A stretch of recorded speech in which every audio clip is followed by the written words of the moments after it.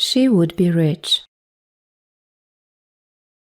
While Godfrey Cass was dancing with Nancy on that New Year's Eve at the Red House, his wife Molly was walking with slow, uncertain steps along the snow-covered road towards Raveloe, with her baby daughter in her arms.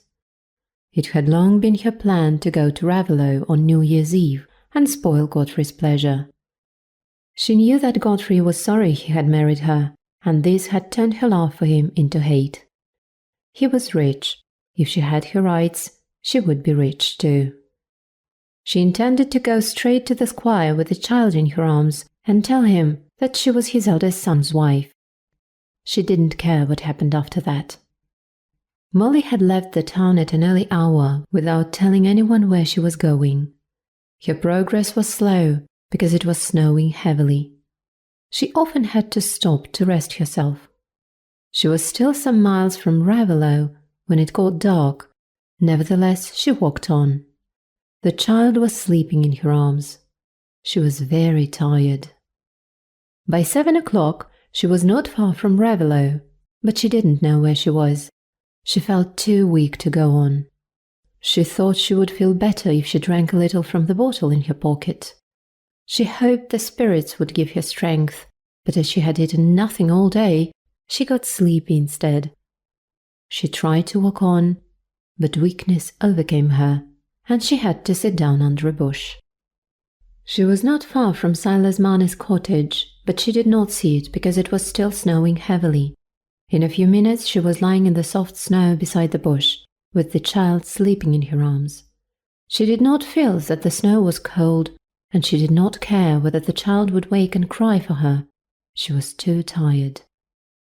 Then, little by little, sleep overpowered her completely, and the child fell into the snow. It woke up and began to cry, "Mommy!" But its mother slept on and did not hear anything. Then, suddenly the child noticed that quite near them there was a bright living thing dancing on the snow. She wanted to catch it. She held out her little hand, but it seemed to run away from her. It was the light which shone out through Marner's open door. The child got up and, following the bright light, entered the cottage. She found herself in front of a fire and sat down to warm herself. The warmth made her sleepy. She had often been left alone for many hours, so the situation was not new to her, and she was not afraid.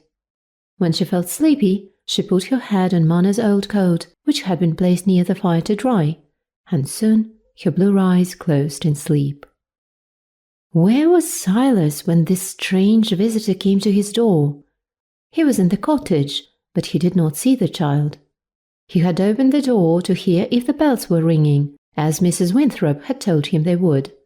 Moreover, since the loss of his money, he had often opened his door in the evening and looked out, as if waiting for the money to come back to him.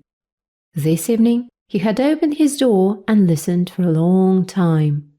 How long he stood there, he himself could not tell, for a fit of abstraction had suddenly come and made him deaf and blind to everything around him. When he finally awoke, he saw that it had stopped snowing. He felt cold and closed the door.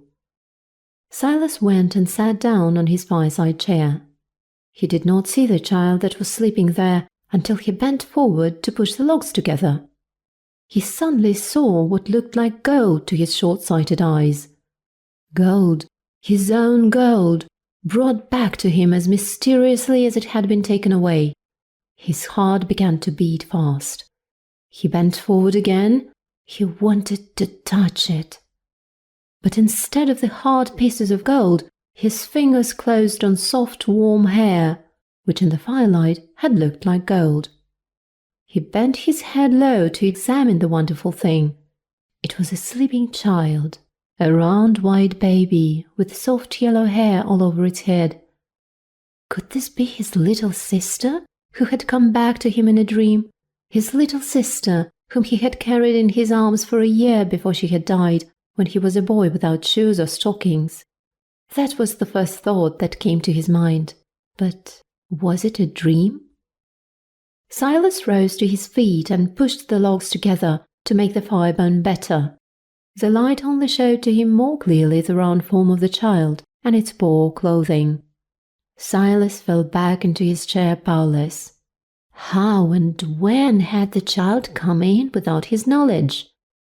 As he sat there looking at the little girl, thoughts of his own long-forgotten childhood and youth came back to him. He thought of his life in the town, and of his work there, and the friends he had left. The child's cry of "Mammy!" brought his thoughts back to the present situation. The little girl was sitting up now and crying. Something must be done for her, he thought. He took her in his arms and she stopped crying.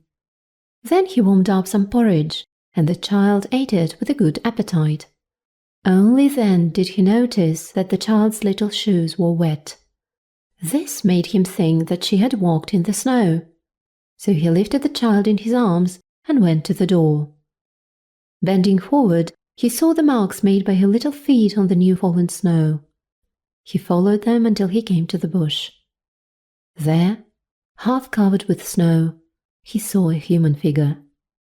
"Mammy! Mammy!" cried the child.